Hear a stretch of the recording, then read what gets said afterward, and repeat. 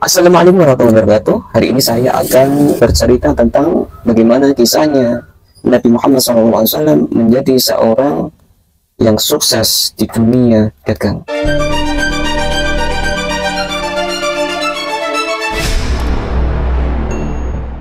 Kita awali saat beliau di umur 12 tahun, beliau diajak oleh pamannya Abu Thalib untuk perjalanan dagang menuju ke Syam, yang mana perjalanan saat itu banyak mengalami rintangan seperti cuaca yang sangat panas, perompak, dan lain-lain.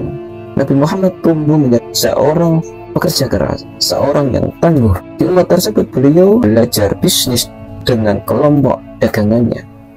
Sampai di usia 17 tahunan, baginda Muhammad sudah mulai terjun sendiri di dunia bisnis. Baginda Nabi Muhammad saat menekuni dunia bisnis, beliau terkenal dengan sifat jujur, dan beliau dijuluki dengan Al-Amin, atau orang yang sangat dipercaya. Oleh karena sebab itu, di usia 25 tahunan, Nabi Muhammad SAW dipercaya untuk membawa barang dagangan seorang saudagar yang sangat kaya raya, yaitu Siti Khadijah, yang mana di kemudian waktu beliau menjadi istri dari Nabi Muhammad SAW. Setelah membawa barang dagangan, Siti Khadijah kemudian sangat terkagum-kagum karena barang dagangannya mendapatkan untung yang sangat besar. Di beberapa tahun kemudian, saat beliau awal-awal berada di Madinah, beliau membangun pusat perekonomian warga Madinah, yakni beliau membangun pasar. Hal ini dapat kita ambil pelajaran bahwa beliau juga memperhatikan aspek ekonomi umatnya.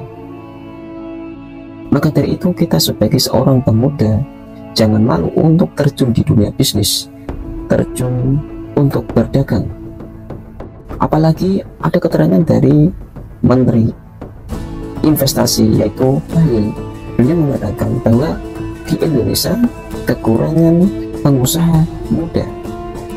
Maka kita sebagai seorang pemuda harus mau mengisi kekosongan ini untuk membantu perekonomian baik keluarga, tetangga, maupun negara. Ada beberapa sifat-sifat yang wajib kita tiru dari Rasulullah SAW saat kita mau terjun di dunia bisnis. Yang pertama adalah jidik, yang artinya jujur. Di dalam dagang kita wajib jujur, mau menjelaskan kekurangan dari barang yang kita jual. Jangan hanya kita menerangkan apa kelebihan dari produk yang kita jual. Yang kedua adalah sifat amanah.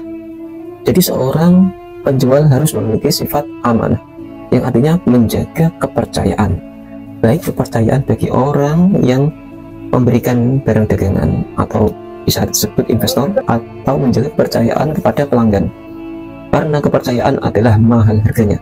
Sifat yang ketiga adalah tabligh, atau menyampaikan. Seorang pedagang itu harus memiliki kemampuan public speaking atau kemampuan dalam bernegosiasi. Ini sangat penting, karena jika negosiasi tidak terjadi, maka akan sangat menghambat di dalam proses kita berdagang. Dan sifat yang terakhir adalah fatonah, yang artinya cerdas. Jadi seorang pedagang harus memiliki sifat cerdas, artinya kita membaca potensi-potensi pasar atau konten apa yang mau kita jual. Faktor apakah yang menjadikan Rasulullah SAW hebat di dalam berdagang? Yang pertama yaitu faktor keadaan yang menuntut beliau untuk bisa survive di dalam kehidupan. Beliau hidup dalam keadaan yatim, kemudian diurus oleh pamannya, yang mana Abu Thalib tidak memiliki harta atau bisa dikatakan tidak kaya. Maka dalam keadaan ini Rasulullah SAW harus berusaha untuk survive. Beliau hidup ketika kecil mengembala kambing dan mendapatkan upah dari mengembala kambing-kambing dari penduduk Quraisy. Nah, keadaan inilah yang membentuk pribadi Rasulullah SAW menjadi pribadi yang kuat. Faktor yang kedua adalah privilege. Ya, jadi keluarga besar Rasulullah SAW adalah orang Quraisy, yang mana orang Quraisy terkenal dengan ahli di dalam bidang perdagangan. Selanjutnya adalah faktor dari mentor ya.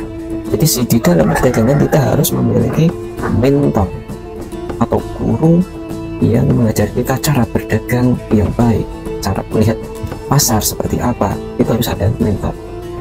Dan orang yang pertama menjadi mentor baginda Nabi Muhammad SAW adalah pamannya sendiri, yaitu Abu Thalib.